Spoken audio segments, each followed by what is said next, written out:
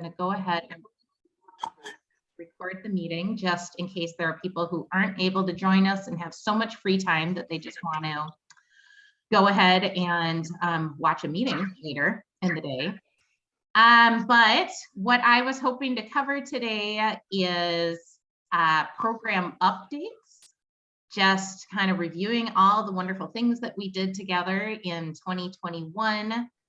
Most importantly, talking about the draft education plan for 2022, and then also reviewing what the membership structure and budget are for the program. So are there any additions or concerns with the agenda? This is Jackie Anderson from Comfort Lake. I'm here for specific reasons, you know, I think Angie, why, and where does that fit on this agenda, or should I add it?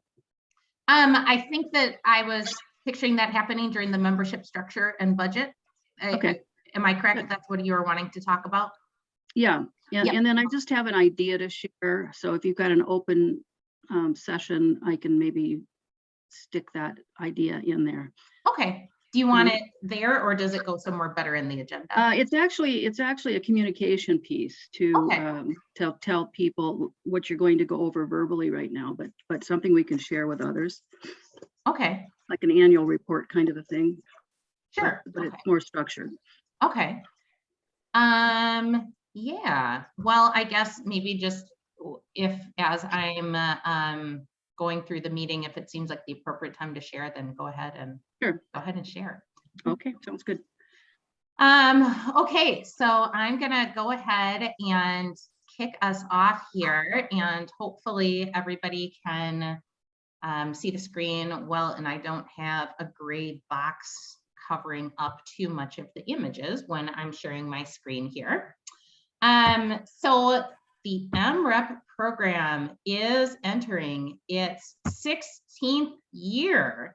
And I know that you all just put your name and your affiliation in the chat box, but since we are doing this virtual meeting and it's kind of nice to feel like we're actually in a group of people, maybe if you could also share your favorite outdoor place or winter activity in the East Metro or the Lower St. Croix River, just as a way to kind of increase our camaraderie and feel like we're all sitting in the room talking together and having, you know, having that fun group experience that we don't get to have very much anymore. But we are also in a period of growth and expansion with the EMWREP program. On the left, I have a map showing what has traditionally been the EMWREP service area. So for the past 15 years, we have been a mostly Washington County-based program, and also working a little bit in Ramsey County and a little bit in southern Chisago County, where we have watershed districts that flow over into those counties.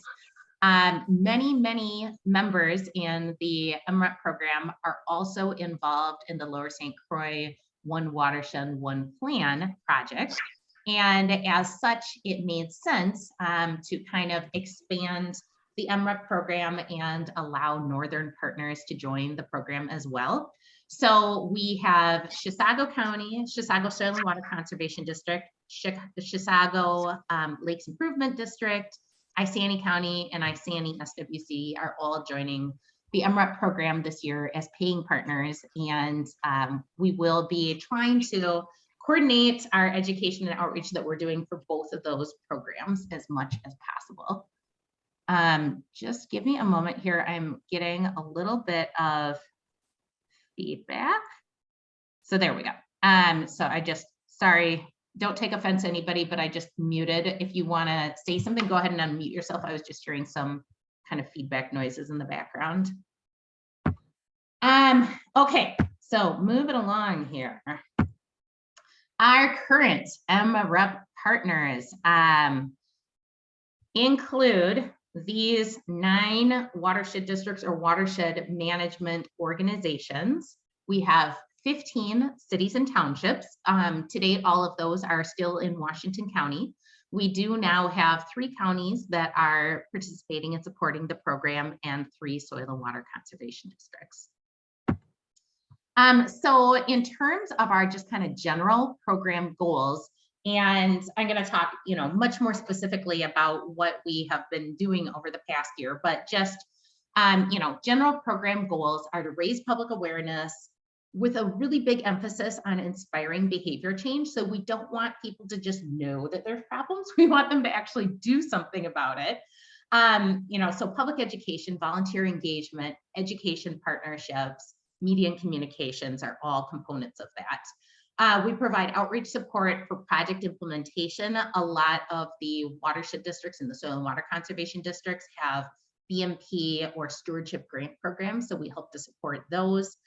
We support the local communities with professional trainings, either for their own staff or for the businesses in the communities, and helping partners to meet federal, state, and local rules to achieve water quality goals. So those are kind of the the platform things that EMWREP does. And now I realize, since I told you all to share your fun stuff in the chat, I better check that just to make sure that's all you're sharing and nobody's posting any questions in there.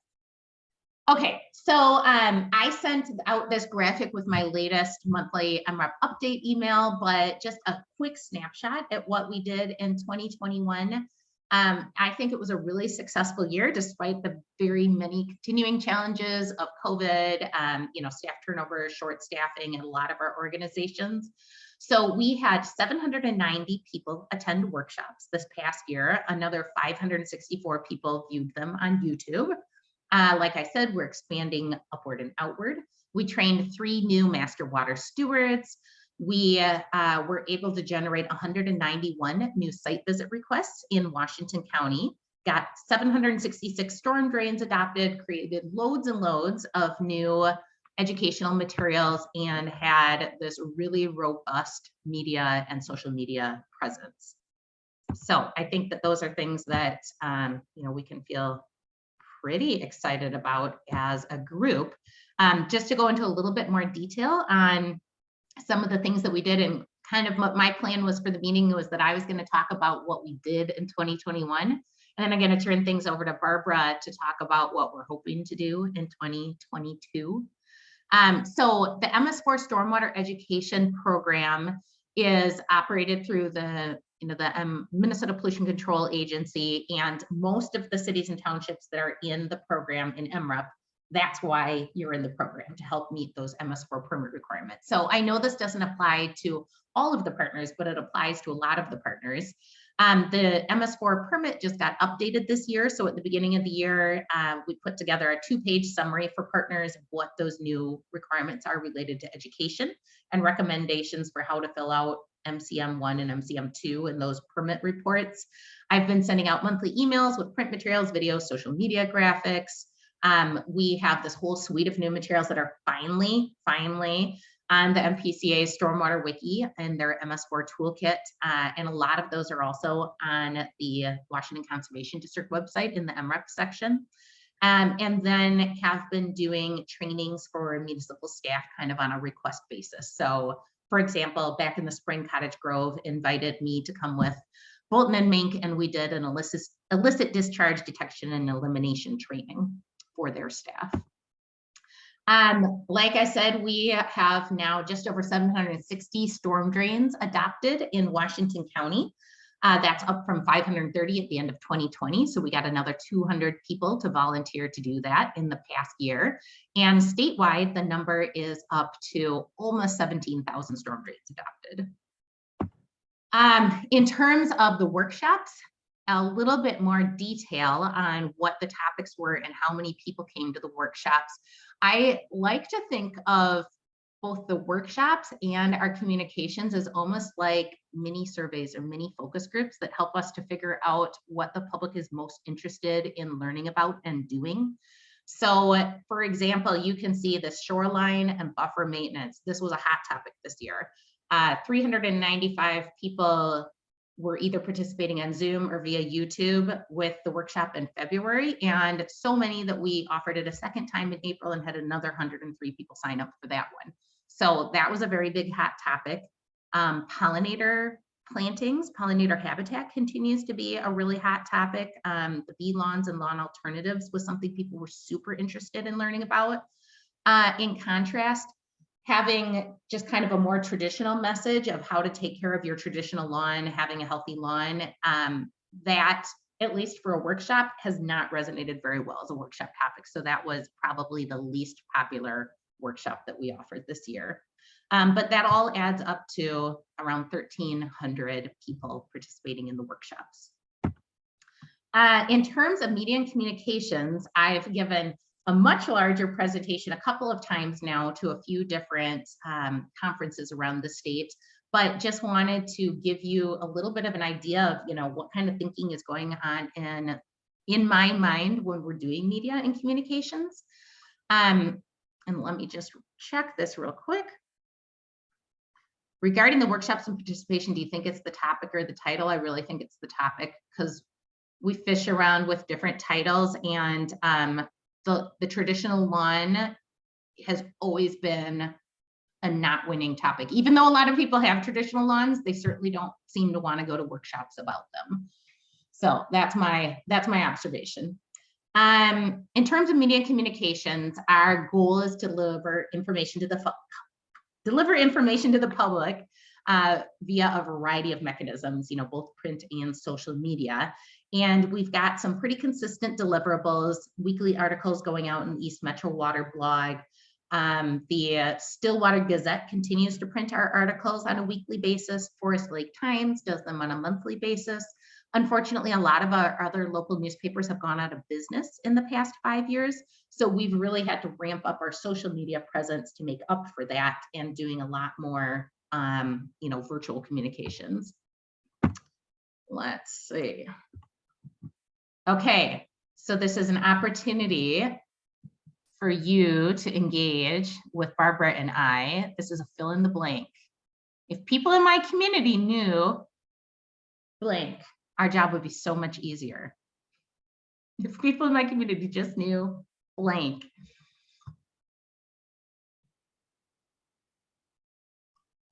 I'm excited about this one. I like this one. Yeah, I know. I'm waiting. This is gonna help me, you know, craft communication messages maybe for the coming year. Quietly, are you all thinking? Are you all thinking? Do you want shout outs? The first. Oh, sure. Do you want shout outs for this? We could do shout outs. Sure. Yeah, I could stop the share and do shout outs. If people in my community knew what they could do to achieve clean water, my job would be so much easier. Yeah. Okay. Let's see. Let's read a couple of other ones. Shoreline and emergent vegetation are critical to lake water quality. And following on that, riprap is a last resort. Oh, Karen Kill. Those aren't weeds. Yeah. Beth Carreño, if politicians and community leaders understood water resource management and basic water science, my job would be so much easier. Oh, Jay, know and understand the unintended consequences of cumulative environmental impacts. Ooh, that's a big one. Lydia, know that their actions make a difference. Joe, if construction managers knew how important erosion control BMPs were. So important. Okay, know that water runs downhill. All right, so I'm gonna pick up, but you can feel free to keep adding those in there as we're trucking along here. Let's get rid of that little pop-up. In the past, we focused a lot of our social media efforts on Facebook, and I hate to break it to you all, if you aren't picking up on the drift, Facebook is kind of dying. You know, for a variety of reasons, a lot of people are stepping off of Facebook. You know, we can see it in our metrics that there is a lot less engagement with information that we're putting out via Facebook. But, you know, I think a lot of people are migrating off of that platform for just kind of a whole variety of reasons. However, one thing that Facebook can do that other platforms cannot do is offer this targeted advertising option. And so we very much make use of this to promote events and also to push content and programs. And you can see an example where we were wanting to promote the fact that the Conservation District offers free site visits. And oh, sorry, that wasn't actually the example I showed. It was about fishing opener, but we've done that in the past too. You know, you can target them to a specific geographical area, even to people who have a certain kind of interest. They can be very short duration and low cost. And especially with workshops, I found that's been an effective way if we want to really get people from, you know, the city of Scandia to come. We can target the workshop promotions to go out specifically to people on Facebook who are in the city of Scandia. And you get all sorts of data on who interacts with your content. So that's nice. You have undoubtedly heard me talking about TikTok because that has kind of been a big boom this past year that our TikTok account has taken off.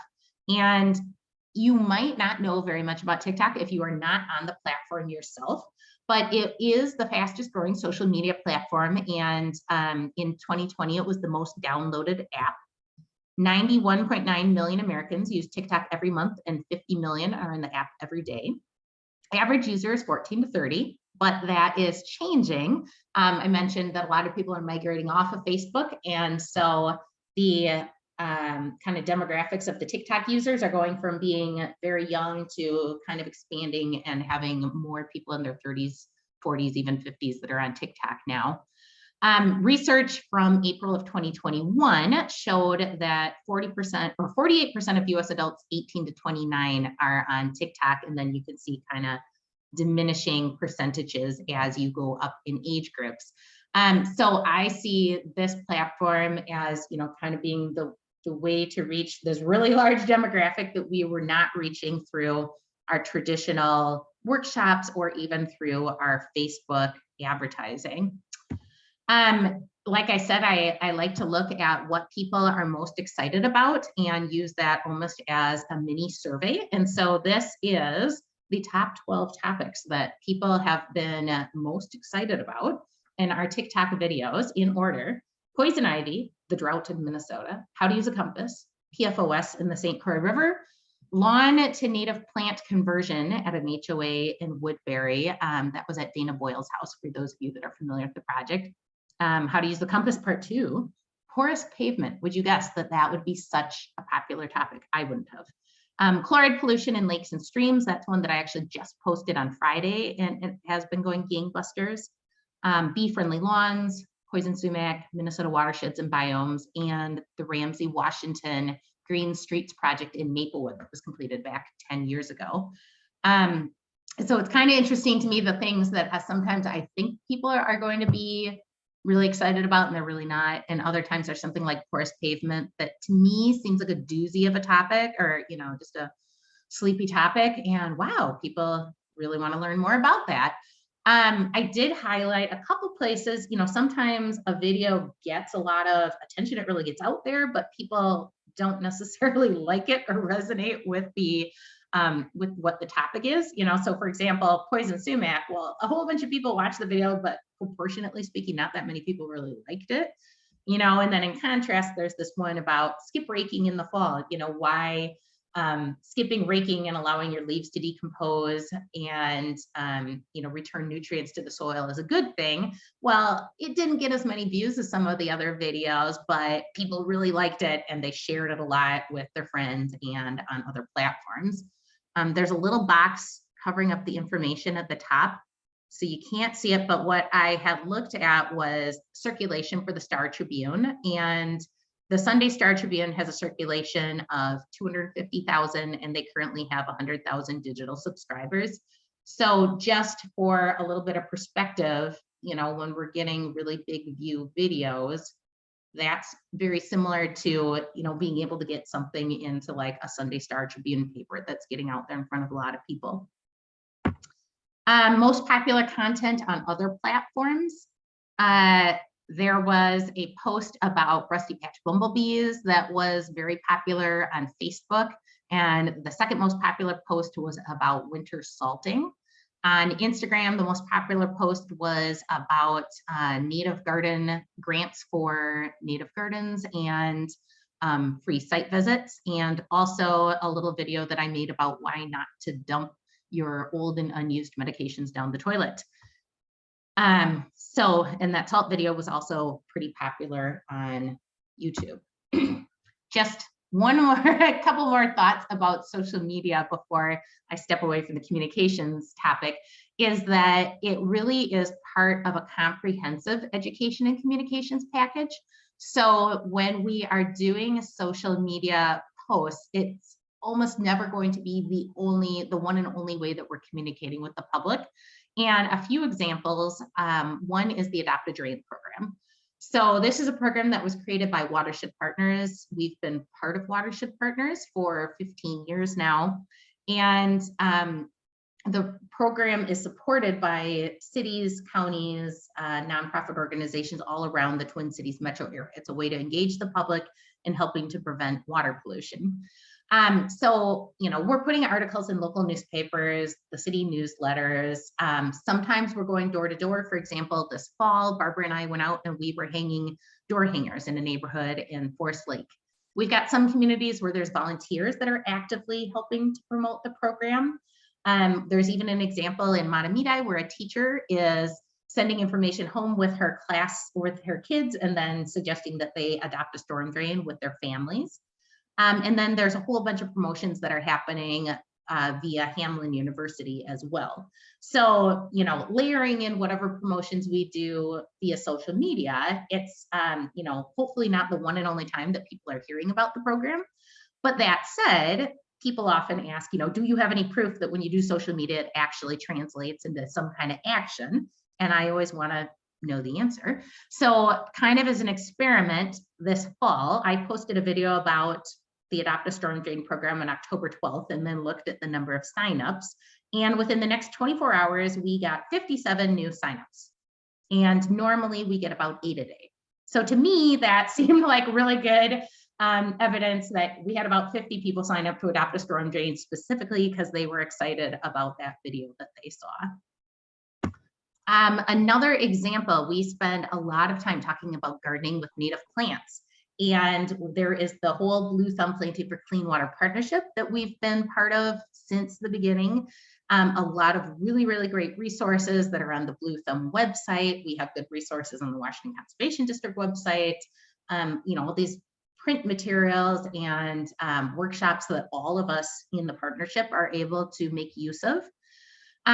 We very often do webinars on topics related to planting with native plants, and are very often putting information out there via newspaper articles, social media, just all kinds of different platforms. But what's really critical too is that we have this follow-up component, that we're not just putting the education out there into the universe. We also have site visits through the Conservation District and cost share grants available through the watershed districts. So we're giving people resources to actually do a project if they get inspired by the education, and a way to be able to track if what we're doing is working. And then just a last example, I mentioned, doing a workshop earlier in the spring about illicit discharge detection and elimination. That's basically a fancy phrase for illegal dumping if you're not in the MS4 world. So we have all of these resources that we made for the MS4 toolkit. We do have versions of an IDDE video that are also in Spanish, Somali, and Hmong, and newsletter articles in English, Spanish, and Somali.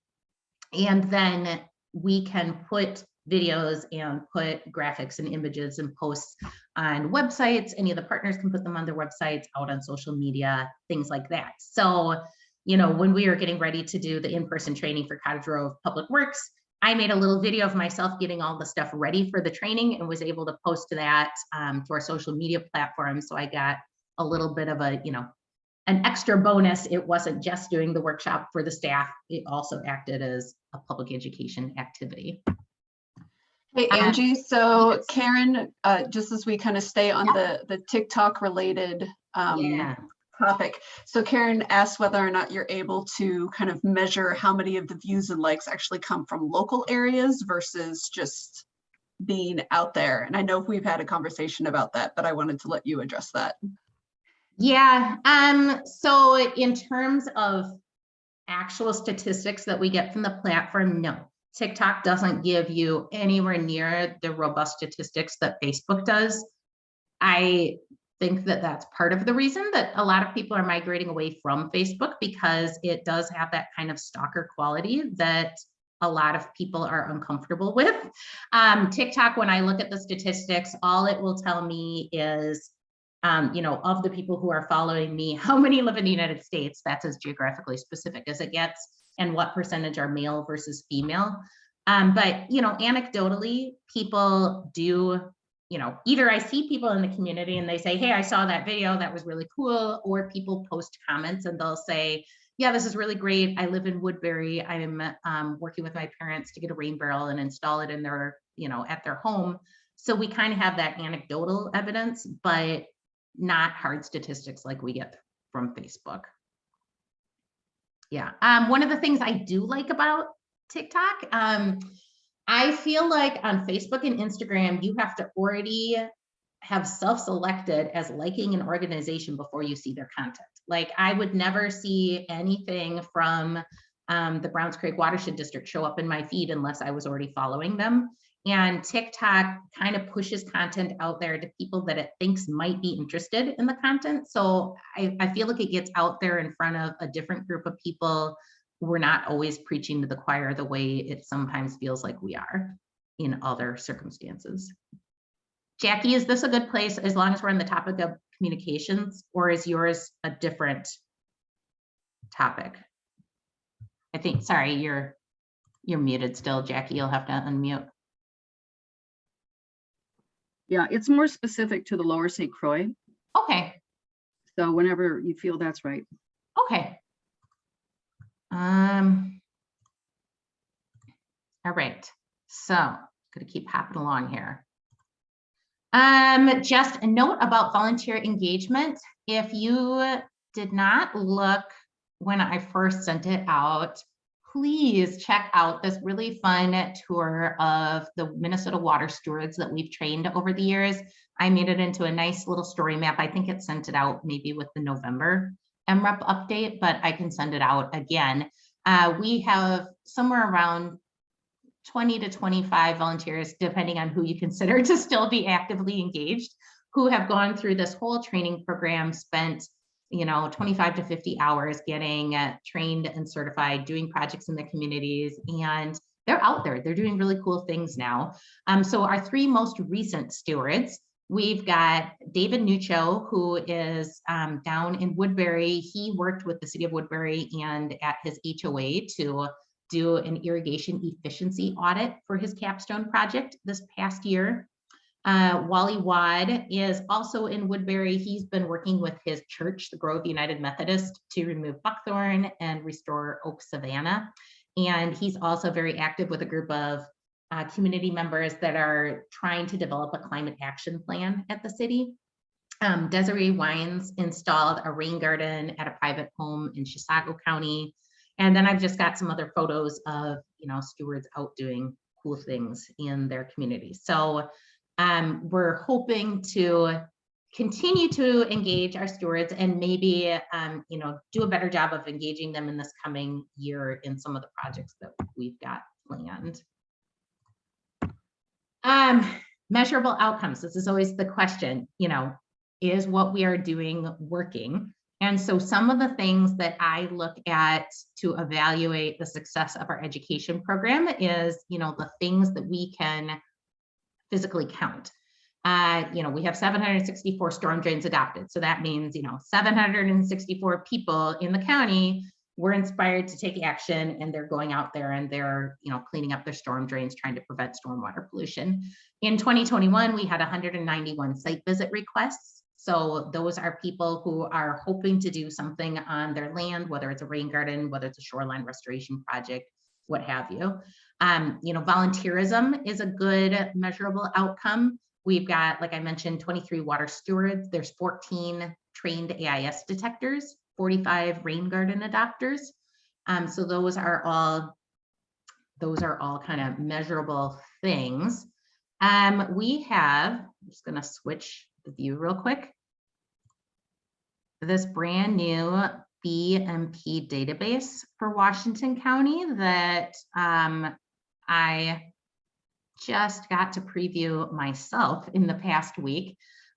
But what you are looking at right now, every one of these orange dots is a urban BMP project that somebody has completed in Washington County. And I realize I'm apologizing to the Chisago-Isani folks that this is so Washington County centric, but up until now, we've only been working in Washington County.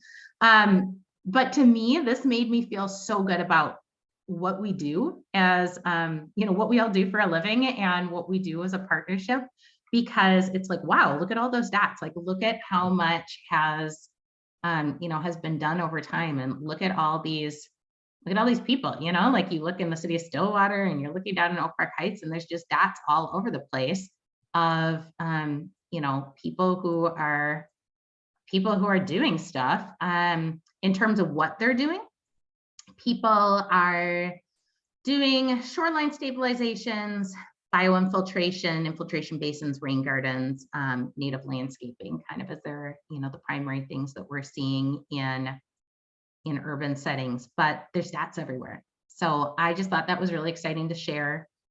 It made me feel good, and hopefully it makes you feel good as well. And let's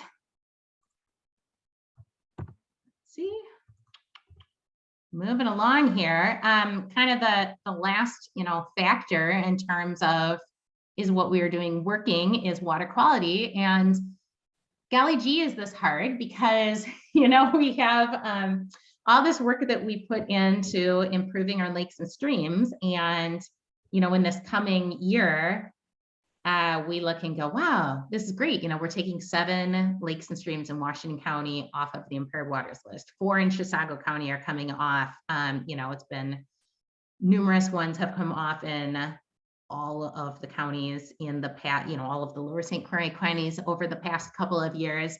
And then at the same time that we have new lakes and streams being added for other reasons. So, are we succeeding?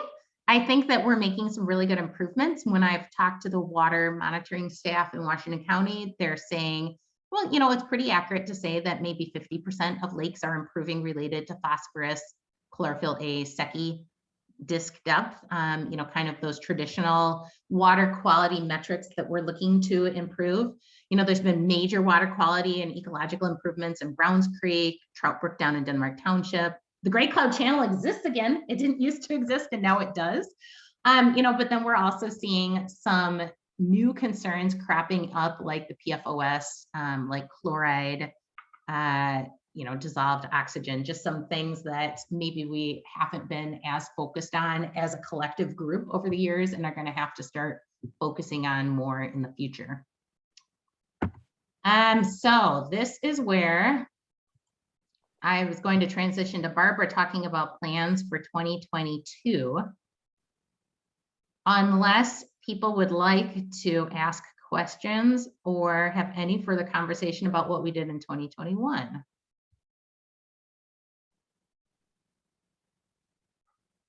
Great job on all of this. Yeah, thank you. It's impressive. I think it's appropriate for my one comment on it's the Lower St. Croix was doing the statistical gathering for partners, just as you just presented in those last several slides. And I think that report specifically to the Lower St. Croix as a one watershed, one plan in the first couple of years of that program, I think would be really important. And the top 3 pollutants that are tracked or visible to the EPA are phosphorus, nitrogen, and sediment. So if we only track those things, reporting that information to the federal government, I think would be impressive, because this is a new concept of managing water on these broader river systems, if you will. So I think you've already laid the groundwork for that, and kudos, because tracking all the effort that's being put in by everybody is very difficult, but it's so important when you're trying to tell a legislator, when you're seeking more funding, or the community, when they want to know where their clean water tax dollars are going and so forth. So I know it's hard work, but it's really well done. Thank you. And maybe we can talk about that partnership thing with the reporting at the Lower St. Croix meeting on Monday. Yeah, and in fact, it is something that we will be talking about at that meeting on Monday, because I know that Emily is going to be working with Bar Engineering to update. We had a bunch of interactive maps that were made specifically for the Lower St. Croix project, and updating that to help all of our partners be able to report out on not just what we did with the state funding, but what was done locally with local funding as well, that works towards those collective goals. Okay. Okay, so I'm going to turn things over to you, Barbara. Yes. Oh, and I got to give you sharing permissions, don't I? You There you do. You do. Okay, here we go. And I am going to, so my apologies, because I have my camera over here. My document's going to be over here. So if I'm not looking directly at the screen, that is why. All right, so this is in a PDF form. If you are able to meet with us before Christmas, you haven't seen this document yet. But if you met with us after the first of the year, you've seen some version of this document. It is still considered in draft form. What we have here is trying to kind of compile all of the information that we had when we have met with each of you partners. For several of the EMWREP partners, this was the first time that I was able to meet and engage with you, which was actually really fun and really nice, just being able to put some names to faces, whether we met virtually or in person. Just kind of going through this plan. Angie, if you can watch the chat and make sure I'm not missing any questions, or if somebody just wants to pop in, do let us know. So obviously, Angie really was able to talk about what has been truly successful with the EMWREP program. And this first kind of page of the document, and just let me know if you want me to zoom it in or out at all, is really kind of covering those core components, what you've come to know and expect from the EMWREP program. So talking about the MS4 stormwater education, making sure that we are on top of the most recent and updates and guidelines as it pertains to that permit, and talking individually with each of you, being able to provide those monthly EMWREP updates that has pertinent material that you're able to share with different audiences, making sure that you all are connected and knowing that you can take the information from that monthly email and translate it directly to your communities. Media and communications. I'm not going on TikTok yet. I'm just gonna hang in the background for a bit, but one thing I am going to do is at the beginning of the second quarter, I am launching a blog. And so it will be in conjunction with the East Metro Water blog that Angie has, but I'm definitely going to be telling some stories of the northern communities and partners. So stay tuned, should be a good time, but that's going to be my personal foray and into the blogosphere. So that is upcoming. Being able with these education partnerships, Angie talked a lot about those partnerships that we have. We're also, especially with the northern communities, looking for volunteer communities to engage with. I know in Chisago County, there's a very strong Master Gardeners program. And so just looking at where it makes sense to plug in and amplify the efforts that are either being done or brainstorm on additional efforts that we can do, workshops and webinars. So one thing that has become very clear is that if we continue to plan all of these webinars, inevitably there's going to be other organizations that are interested in either having us partner with them or host them. And so this workshop webinars, you have kind of like this 6 to 12, but generally speaking, we intend to be very active, and we intend to make sure that we're trying to trend on topics that people care about. And further down in the document, it actually lists a couple of those proposed webinar topics. And then as well, being able to provide outreach support at existing in-person events. And so in Washington County, we have the Washington County Fair and some community events that we're used to being able to partner with each year. And so being able to provide support for those events. And then, as always, being able to interact and address specific needs that our partners have, making sure that we're promoting all of the site visits when it comes to the conservation districts and the watershed districts, and being able just to provide assistance as needed. Angie spoke to a lot of the professional and staff training that has been done in the past that will continue. So if your community or organization has a specific training need, to definitely reach out so we can work with you. Beyond that, kind of moving into 2022, in our conversations with partners, there was definitely kind of a consensus around a few different key audiences. And so I'm going to kind of cover those here.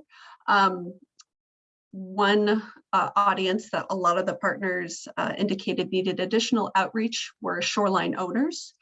So you're looking at being able to continue educating these lake and river shoreline owners about stewardship practices and B&Ps and such that they can do on their land to help promote water quality on lakes. So there's a couple different needs. One of them is several partners have expressed the need for additional printed materials. And so there have been a couple efforts that I've been involved in the last couple months, looking at being able to adapt a county-wide shoreline guide that we found for Itasca County. And being able to essentially plug and play. It's got a really nice solid base of information. Is there an easy way that we can kind of translate that for our watershed partners and make it so it is something that is easily able to provide either print or digitally that we can give landowners, and that kind of feeds into being also develop some sort of homeowner packet that we can provide those shoreline owners. One really cute little brochure that just came to my desk not even a couple of weeks ago. This is a Hubbard County related publication. It's very cute. Decks, docks, and flip-flops, and then you kind of just are able to kind of go through, and it talks about importance of lakes. What are some of the things that you can do to ensure best shoreline practices? And so even just being able to take advantage of material that's already been developed, being able to brand it as our own, and then being able to distribute it to landowners. So it's just kind of these sorts of materials that potentially can make sense to develop and send out into the universe and to shoreline owners. Another suggested outreach that's been with the shoreline owners is just being able to continue to grow a volunteer base of people who are really interested in being able to help their neighbors adopt better shoreline practices.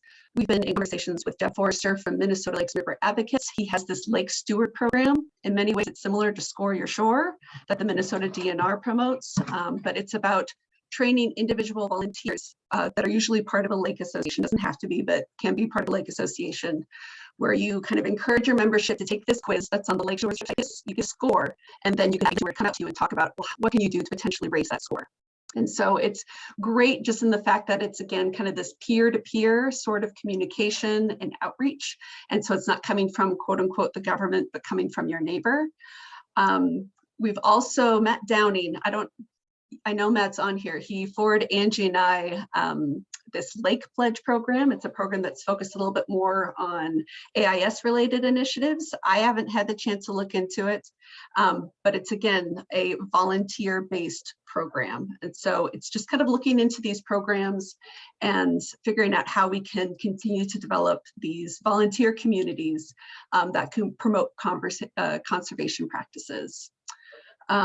Beyond that, there are definitely specific needs that our partners have identified that they would like us to help them with when it comes to working with shoreline owners. And so we've listed the ones that have been brought up here. So that's kind of the shoreline owners audience. Another audience that has come up is actually working with homeowners associations. So you're seeing these developments come to be where you have the homeowners associations actually being responsible for the maintenance and upkeep of their neighborhood stormwater infrastructure. And a lot of times these entities have no idea of what these practices are intended to do, how they function, and don't even know where to start when it comes in terms of budgeting for the infrastructure upkeep. And so we're working with a group of folks and looking to identify the development of materials, looking at specific stormwater infrastructure practices like stormwater ponds, infiltration basins, stormwater reuse, chloride management, and being able to develop a packet of materials that we could potentially supply HOAs so they have a better understanding of those responsibilities. Even identifying the best way to get in contact with HOAs is also something that is going to have to be worked on as well. We had a great conversation where one of the new University of Minnesota Sea Grant people actually had worked in her previous job with HOAs and found that you could find HOAs listed on the Secretary of State website. And so even just kind of figuring out ways like, how do we even get that contact for that HOA in the first place? And then another mechanism is that we did identify there is a state organization of property management companies, and they do have an annual conference. And so we're going to see if we can get on the slate potentially for being able to talk to about this particular issue of stormwater maintenance and the responsibility of HOAs for maintaining them. One other very prominent theme in all of our conversations is that there's a lot of development going on throughout the basin. And so how can we work to promote conservation-minded development practices? And obviously one part of that is being able to talk with public officials. And this is where this kind of starts to line up very nicely with and overlap with the Lower St. Croix proposed education, just in the fact that you want to be able to educate your public officials about minimal impact design standards and being able to find ways of being able to update ordinances in communities as they're developing. One idea that was expressed by one partner that was a really great idea is even just developing a series of ideas about development when it comes to your community. What could that development look like? What sort of things are important for you to think about as you think about your community starting to something happening? And so Angie shared the Hold Your Salt that was developed this year that was super cute. Being able to develop potentially a video or a series of videos that look particularly at development like that then could be available for partners. One other potential outreach, which I think Angie has thought about for several years and just trying to find the right place and way that it could potentially happen, is working with developers as they're going into building these developments. And a lot of times you have these landscape options. You know, you can choose landscape A or B or C. Working with them to develop a way to have a native landscape option that people are able to opt into. There's a lot of potential barriers here, trying to figuring out who can we know that will even be able to connect us to the people that we need to talk to in order to make this happen. But this actually came about from a conversation with Cottage Grove. They're having development in the Mississippi Dunes area, which has been fraught with tension with the local community. And so the developer has actually potentially expressed interest in be able to do things that keep it so there's a more natural environmental focus.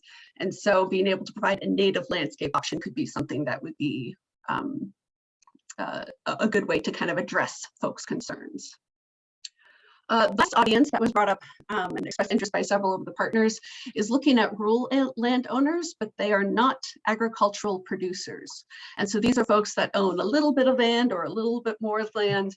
In 2010, Angie conducted a focus group survey in Afton and in Forth Lake, mostly trying to better understand what people prioritize and what is important to them. And so it definitely can help with orienting how we message to people and how it can resonate with that particular audience. So there's been talk of expanding this type of focus group, utilizing some external organizations to kind of help lead those efforts and just getting a better sense of, in particular areas, what resonates with people. Do they care about the water? Do they care about the forest? Do they care about the wildlife?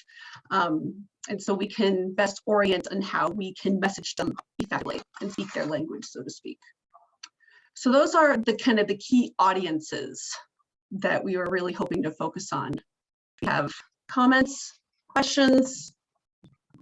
Barbara, remind me, is it Secretary of State that you said has a list of all the HOAs? Well, you have to, it's a search mechanism. Okay. It's not just a fun, like. Because I was like, I didn't think there was an actual list. Oh my God, I would love it if there were a list. There's not a list. Yeah. There's definitely if you search for homeowner association, it'll give you all the things. Okay. Yeah. Oh, that is very sad to see that Hecua is closing its doors. Oh, that's a big bummer. Yeah, 'cause we've worked on students from Hecua, Kira, McAllister.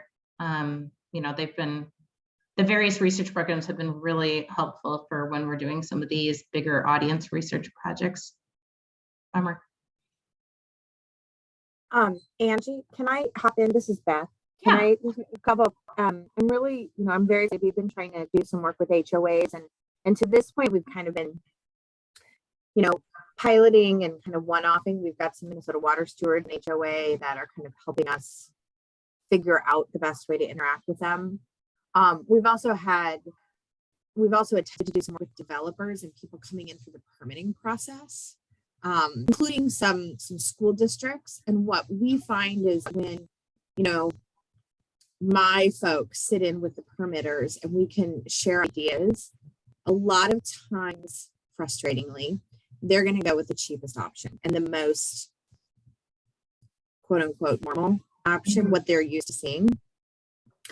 And so I think that, if we can continue to pull in the folks that are doing some of the permitting and having those pre-application meetings with the developers, getting them on board to make sure that they're putting it out there as a topic. And then also working with some of the consulting companies, talking to them about trends. I mean, they've got some brilliant engineers and landscape designers and folks on their staff, but I don't know that they always consistently put out some of these options as a first choice. I know that I think I saw that Tim Olson might be on this call. And I know that some of our most successful projects up in Forest Lake came about because as the consultant and as the engineer, he introduced it and advocated for it. And so to get more people like Tim Olson out there, that might be a way to connect with developers, is to connect with the consultants and engineers that they're working with and the permitters. That just some else. That's a great suggestion. Well, I'd love to hear what Tim thinks, but I think also Joe Fox from Cottage Grove is on. And, we talked about this a bit with the Mississippi Dunes development that's proposed, and the city is interfacing with the developer a lot. So it would be much easier for the city staff to, be the one who makes the actual suggestion versus Barbara or I calling up the developer and they don't know who we are if they've never met us before. Tim, wow, thanks for the plug, Beth. He's quietly. Would have said the same whether he was here or not. I credit him with getting some of our most. This is Tim. Thanks for that, Beth. I appreciate it. I think we've just we've been fortunate enough to be in the right place at the right time in Forest Lake, and it is, our success there, especially working with development, is almost, well, not purely, but it's mostly a function of the relationship that the city has with the watershed districts and with Washington County. So, as we continue to pursue more funds for flood control, the regional flood control, and really trying to put stormwater management and regional priorities ahead of the typical development process, I think has probably opened the door for more of a relationship approach than just a regulatory approach. So I don't know, the process has worked out quite well, and we're trying to steer more money towards those regional facilities in, out ahead of development. But the process is early, and I think that's one thing I've learned over the past even 6 months to a year, is that if we don't approach development and developers and their engineers as project partners and as teammates, we probably won't get as much done. So yeah, so thanks for that. Beth, when you were talking about schools, it also made me think, I know Tony's here from South Washington Watershed District, but they have their campus greening program, and they are really successfully leveraging their permit program to, when schools are doing some kind of reconstruction project that would normally trigger them to just build a stormwater pond, they're instead taking a more holistic approach and then converting unused turf areas into native plantings. So I love that, specifically for schools and large campuses, it seems like such a great program that I'd like to see happening everywhere. And I don't want to throw a particular school or district under the bus, but we definitely tried that approach with a Yeah. school expansion. I mean, everything was there. We had a water steward in the room. We were ready, had these meetings. They weren't going to do anything that added to the budget, or, I mean, it was frustrating. So I'm thrilled to hear that someone's having success, and I would be very interested in a future meeting to even have them maybe give a little brown bag on what was in place that really made that successful, because this is a district that also kind of puts it out there that they've got this kind of green consciousness and stuff, and kind of bang my head on the wall a little bit. So I'd love to hear how other groups are having success with that. I see Tony is unmuted, so I'll let him talk. We can certainly talk about this more. I think one of the reasons it's going as well as it is because we're staying really intimately engaged in the process, and that's helping a lot to stay. So we're sort of spearheading the projects as they move forward, and very much staying active with facilities and with schools. And as a part of that too, we're bringing in very targeted and specific water quality educational pieces, working with Carpenter Nature Center, but also, I've been working with staff to get students out doing seed collection and seeding of projects. And so I think a big part of it is keeping the district students, faculty, staff involved is a big part of it. I think that the initial impetus for the project, though, did come from trying to come up with an alternative approach to the permitting process. And they had to go through that process in order to, they had to jump through the hoops anyway. And this was a way to sort of give it a sort of multifunctional benefit.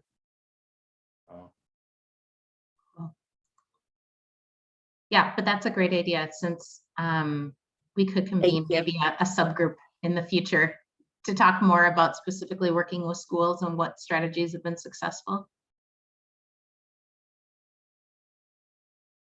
Indeed. Are there any other particular key audiences that you feel are missing from this list that we didn't catch on? All right, awesome. So the rest of the document really is, it's definitely not repetitive, but it's going along a lot of the similar themes that we've already discussed. One of the things that we've talked about is being able to, there's all of this good work that's been put together. So we have all of these articles, we have newsletter blurbs, social media posts, and we want our partners to be able to access and use them as they see fit. And so trying to, a database might not be the best word, but kind of a storage or a place where we're able to have these materials. And so as a partner, if you're like, wow, I really would love to have a social media post that talks about the importance of native gardening, boom, you're able to look it up, you'd be able to download it. The importance of a lakeshore buffer, boom, why you should have a forest stewardship plan. Or needing a quick newsletter blurb about why we care about chlorides. So being able to host these materials in such a way that you're able to easily find them, download them, and use them as you need. So that's one kind of focus that we're looking to do, continuing to expand volunteer engagement. So Angie's talked about the master stewards, being able to really just connect with these people and utilize them in such a way, like a lot of them are very self-motivated and are out there and are already doing good things, but making sure that we're kind of keeping on the lookout that if we see an opportunity where a volunteer or a volunteer group would be really suited to the work that we're thinking of doing, let's have them do some work for us, shall we? And so being able to continue expanding their reach and impact. I remember when I first interviewed for this job, Jay asked the very tough question, what is a successful education program? And for me, it really just comes into not only inspiring people to continue to not only inspire people to engage in the first place, but that they stay excited enough that they continue to re-engage. And so how can we utilize that? And then also conducting webinars. And so I mentioned that there were a few other topics of interest. These are ones that people have brought up in our conversations with you. We have a couple upcoming workshops that are looking at partnering with a few of our community partners. And so those are going to be going up on the website and promoted on our social media relatively soon. If there are other suggested topics that you have for webinars, we are looking to replicate the Shoreline Realtor workshop. Angie's gone through that entire process of accreditation with the, is it Commerce at the state? Department of Commerce, yep. Department of Commerce. Good And times, so good times. we do want to modify the material a little bit, and so it fits our northern partners a bit more. And so there might be resetting the timeline that it takes to get everything pre-approved before we're able to set a date, but that is a webinar that we do look to do this year. Other webinar topics, since we have heard Angie say how topic really can sell the event, are there any other particular topics that you guys can think of that are not on this list that you would want to see focused on?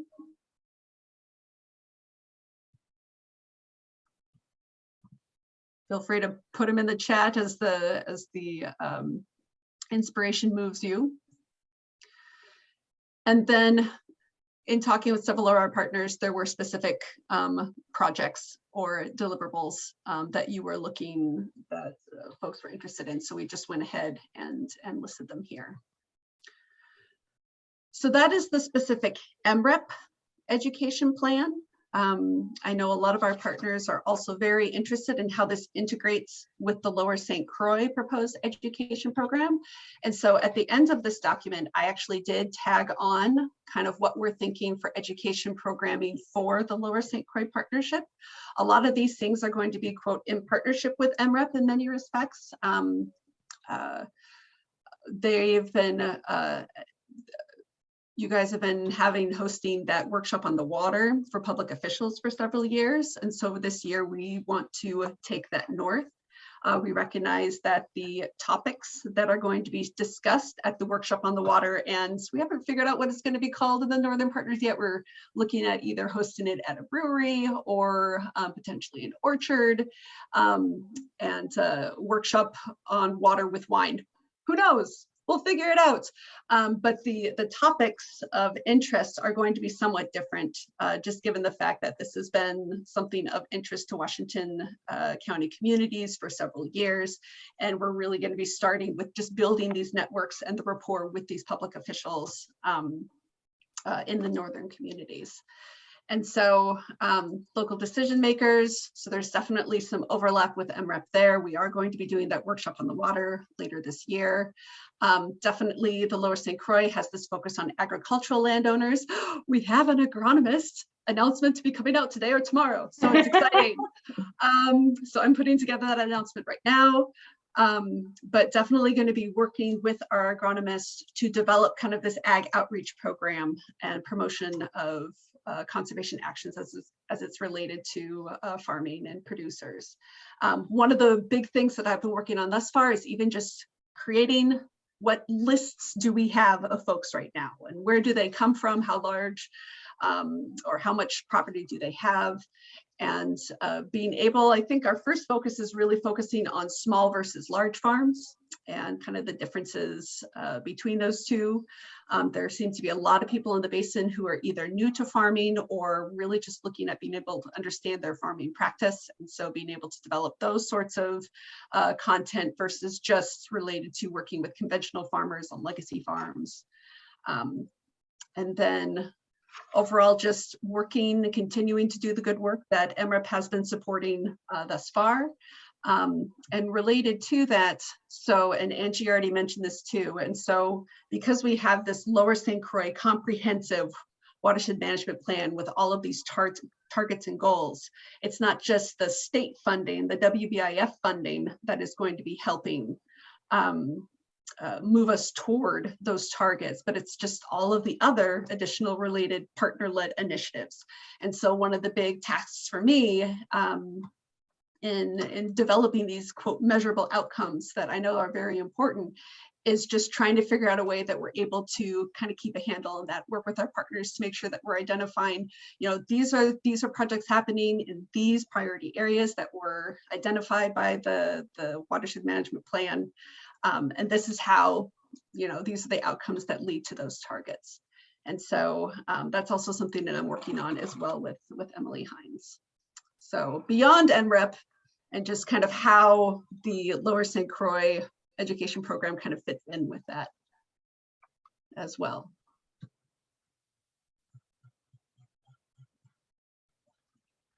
Officials in the orchard. What does that mean, Karen? I don't know what that means. The orchard. I was looking for your, Alliteration. yeah, your alliteration for Oh your. yes, I do. Yeah. Yeah, officials in the orchard. I like that. The R still kind of, I'll keep thinking about it. If you want, you can also, I'm in the middle, I was running blog names by Angie yesterday. And I'm like, oh, making up names is the hardest. So maybe a glass of wine, Karen, you and I can think about that too. Always happy to work some overtime. Yeah. I like it. I like it. But is there things or topics or things that weren't covered in this document for 2022 that you feel are missing? If there are other pieces of it that you want to talk about.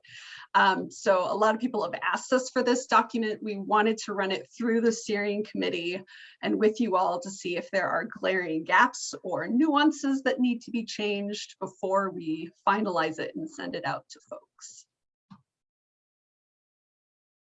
So Barbara, if we have time, what I was hoping that we could do is break people into small groups, and you could take just 3 minutes and talk about, wait, I'm gonna bump you off. Sorry. That's fine. Didn't mean to be rude. Can we break you all into small groups and just have you spend 3 minutes or so saying what excites you about the plan for this year's shared education program? And do you have any suggested changes? Just to maybe be able to get a little bit more engagement than we could as a large group. We're gonna force you all to talk. I know. And Angie, Yeah. is there time to take this back to our entities and get some feedback from our certainly. entity folks? Yeah. Because Yes. I mean, we can certainly break out in 3-minute groups or 3-person groups, but I don't know that would be real productive. Not for me anyway. I mean, some things might come out, but I'd like to take it back to our members in our local watershed and get some of their ideas. Okay, sure. Let me see. I'm still going to do the breakout groups just because, let me see. How many will I do? I'm going to do 8, 3 to 4 participants per room. Most of you all we met with one-on-one already, so this isn't, the first time that you're hearing about this, but I don't, it doesn't need to be an in-depth conversation, just kind of, a gut reaction, what excites you and what would you add? So ready, set, go. Broadcast message to all. Oh, maybe not.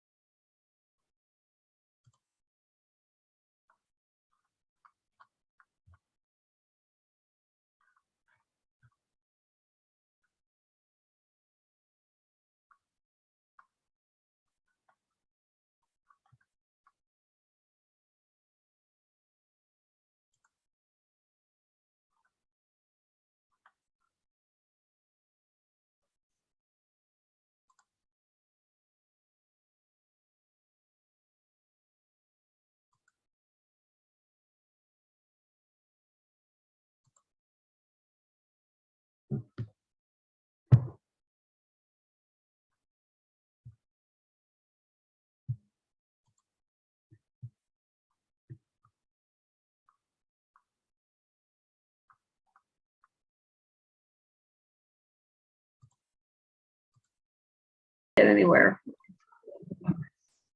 Funny. Sorry, I just looked and I was like, oh, you're a meeting room of 2. Yeah, thanks for joining us.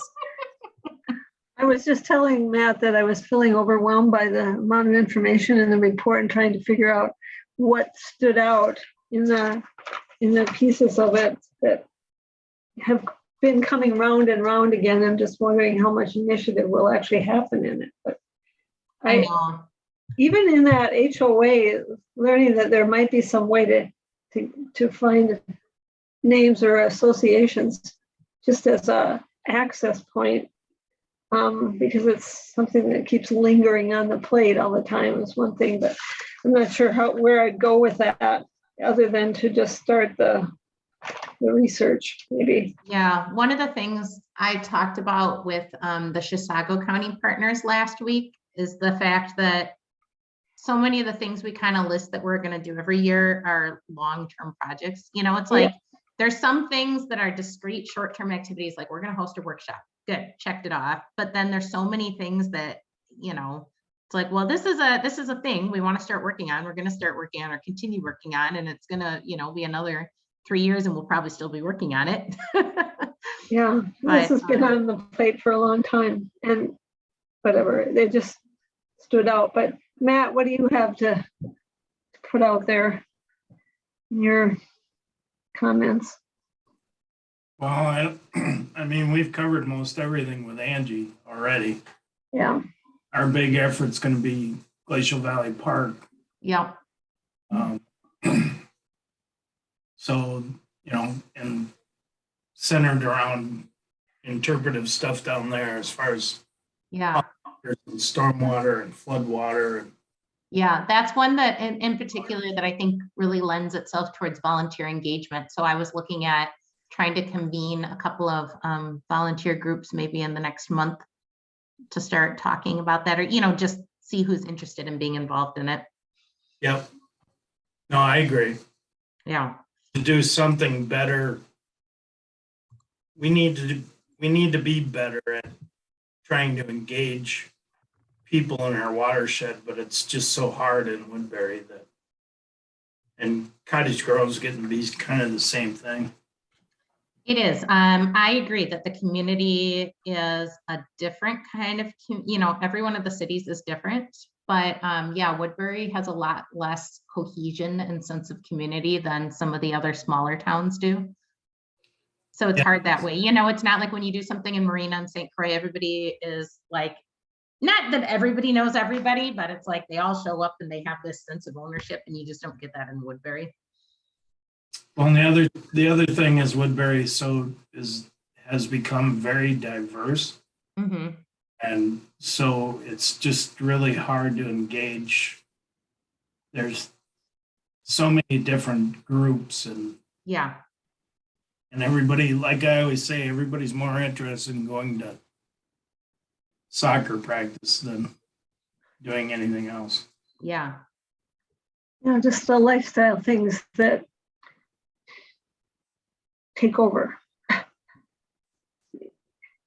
It seems like, yeah, I know I can relate to the kind of like, where do you start? Because right now it feels like people are, you know, people's survival things are taking precedence too, and harder to rally unless people are feeling, you know, disconnected. And so if there is something else that they can connect on that maybe is more long-term, but still has a relationship building possibility, it has some value to it.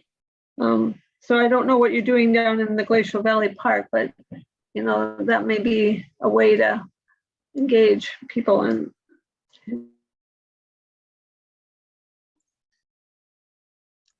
Look at everybody's faces. Yay! You can temporarily see faces before you all hide yourselves again. I'm like, oh, I saw you. Hey, Joe, give me a call. I want to chat a bit more about that. Okay, sure. I'll do that. Awesome. Thank you. Okay. Since we are, if you had some like really great ideas from your small group conversations, could you like maybe type up a 1-sentence summary in the chat But since we are running low on time before we get to noon and people's stomachs might be growling, I want to make sure that we have time to talk about the program structure, the current funding structure, and just check in with everybody on you know, how that's been set up over the years and if there are any concerns. So this membership structure predates me being hired in 2006, actually. This was, you know, the original founding partners got together and set this membership structure where the counties, watershed district, and cities would participate, you know, kind of based on either what their population is or what their taxable market value is.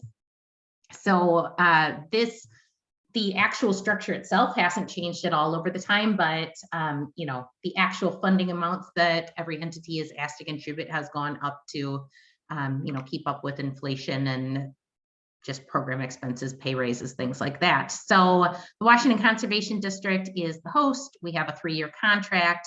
The activities are guided by the EMWREP Steering Committee. And our actual budget for the 2022 through 2024 contract is listed below. So these are all of the current participating partners and how much everybody is putting in. So this is where I want to create the open opportunity now for people who would like to talk about this funding structure. And I know in particular that Jackie had either concerns or suggestions to share from the Comfort Lake Forest Lake perspective. Sorry, Jackie, and you're muted again, so. Yes, this is something that's been troubling us for some time. The way that we see this, and it would be helpful on that last chart if you put how that dues structure was achieved, you know, whether it was taxable market value or some other method, that would be helpful. But when we looked at this and had a discussion with Angie in November about this, it appears that the watershed districts are all their dues are being driven by a factor from the taxable market value of each district. So our district, for example, is just a 49-mile watershed district, a square mile watershed district, and you know, we're paying, you know, in that second tier highest dues, and we've got counties that are paying far less and bigger cities that are paying far less, and those dues are factored with a different method. And so we just thought after 16 years, it might be time to relook and the expansion of this program into the Lower St. Croix. It might be the time to take a look at how we can make this more equitable. And that's our purpose in bringing it to the steering committee. We were told this is where to start. And it's not that I have or we have a recommendation to replace it, but we just are seeking a more equitable dues structure. And the contract that we just signed is 3 years. So there's time to, you know, to work on it together. I wonder if we shouldn't have a subcommittee if there's enough interest by other participants to do this. And then we would have time to create some recommendations to bring back to the steering committee. So thank you. Thank you for the time. Are there thoughts from anybody else? To my knowledge, we've not before ever discussed changing the funding structure. You know, we've usually checked in with everybody at the, you know, beginning of each 3-year grant cycle. Matt Downing. Go ahead. You'll have to unmute yourself. Yep, I'm working on it. Yeah, I mean, I guess I would, you know, like to just mention that I think, you know, Jackie's comment does have some merit. I guess I would also just point out, you know, from a what this program provides standpoint, 100% of the work fits into the mission of all the watershed districts, why the watershed districts, you know, exists. Whereas the cities and counties, this is only a small portion of what they theoretically provide for public service. So although they are much bigger and have, maybe potentially more of a, ability to provide that funding, I guess I don't know, how much of their overall existence or the reason for them being in there, this fills that void. So not saying that one way is right or not. It just, I think that's something that, it's hard to compare every partner apples to apples, since we're all really kind of getting something different out of it, in my, opinion, I guess. But I'd be interested to hear what others have to say. Karen. I think the Browns Creek Watershed Board has felt pretty similar to that this is something that we feel like we need to be providing, but we're really excited to be doing that in partnership, not just with the watershed districts, but to understand what the messaging that the communities, as them being a part of this process. My understanding was the communities were pretty much paying for enough to be able to fulfill the extra information that you're providing for them specific to their MS4 permitting for their specific permits, but that this is something that the watershed district feels really strongly about. And to be honest, I think from Browns Creek's perspective, $20,000 for the amount of education services that we're receiving that are, fully applicable to the things that we are doing is, a steal. So I don't think our board has had any appetite for reopening all of it up, but it, certainly willing to discuss it if others, but there hasn't been any discontent with the current structure from Browns Creek. Matt Moore. Angie, I'd just like to find out how much you have grown the program and how many cities have come into the program since we started. Yes, I mean, when the program started, the only city that was originally on board was Stillwater. And so all 14 of the other cities and townships that have joined since the beginning. This is Beth with Rice Creek. Yeah. Just kind of acknowledging an elephant in the room. Rice Creek pays significantly less than the other watershed districts. I'm not sure how those early conversations went about, but I know that I know that since then the conversations I've had is, Rice Creek has its own had its own educators, but we have our own communications and outreach team and are doing, we have such a smaller portion in Ramsey County, or excuse me, in Washington County. But it's something that I see and I'm like, oh gosh, we're paying a lot less, but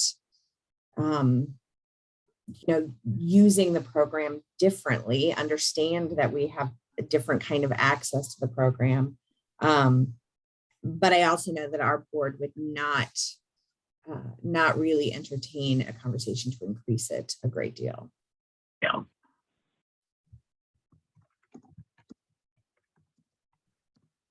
Jay. Yeah, it's like there aren't many of us. Since you were the only one that was involved in the actual how this was decided way back in 2004 or 5. Well, Matt Moore was there as well, at least. So there are only a couple of us around, or at least in this room, who were there. But I just want to reiterate kind of what Karen was alluding to, is that the conversation about the funding structure really was about the watersheds supporting the communities to implement their MS4 programs. And the counties were participating to support the program and to show that partnership, but they never were kind of a core funding. It really was going back to the watershed's plans and the emphasis on education in those plans. And that's why the majority of the funding is coming from the watersheds. And then also the thought process was that if we keep the cost down for the cities, this gets back to what Matt was just mentioning, we'd have more cities participate. And the benefit of having more cities participate outweighed the potential funding focus on the watershed side of things. So, I mean, there was a lot of conversation about, how we could set up the program to get as many partners to participate as possible. But I'm not opposed to relooking at the structure. We need to have the conversation in the context of it's been successful this far. We have really good partnership and participation, I think, in a lot of ways because of how we structured it in the first place. And I don't want to lose that as part of this conversation. Matt Moore, you wanted to jump in again? Yeah, I just wanted to, well, echo what Jay said, number one. Number two, the discussion was always,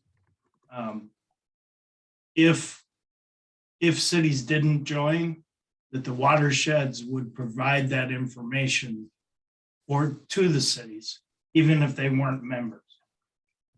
Because we felt it was important for them to meet their requirements of the permit.